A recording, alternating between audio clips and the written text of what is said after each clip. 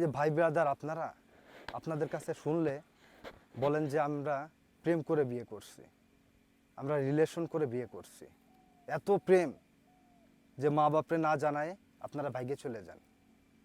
এরপরে কি হয়? 6 মাস 1 বছরের মাথায় আপনারা কি করেন? আর একটাকে নিয়ে ভাগে চলে যান। এই 1 বছরের মাথায় কিন্তু তার একটা বাচ্চা দিয়ে দিয়েছেন আপনি। এইবার আপনার যে আরেকটাকে ভালো লাগলো, ভাই প্রেম কয়বার হয় বলেন তো? আগে মানুষ একটার সাথে প্রেম করত, মৃত্যুর আগ পর্যন্ত তার হাত ধরে মৃত্যুবরণ করত। আর আপনাদের প্রেম বছরে বছরে হয়। এগুলা কি প্রেম ভাইয়া?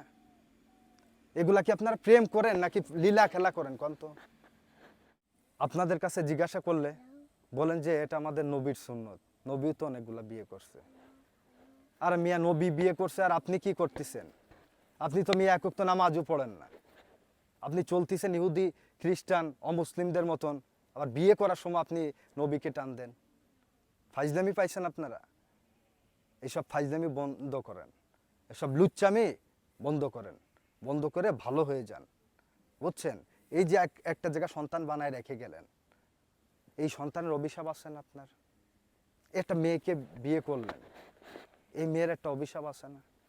এই অভিশাপে আপনি শেষ হয়ে যাবেন, এহকালও শেষ পরকালও শেষ। এই জন্যই যাই করবেন ভাবনা চিন্তা করে তারপরে করেন, লুচ্চামি আর করেন না, ভালো হয়ে যান। ভালো হইতে পয়সা লাগে না, ঠিক আছে? ভালো হইতে পয়সা লাগে না, মাইন্ডেড।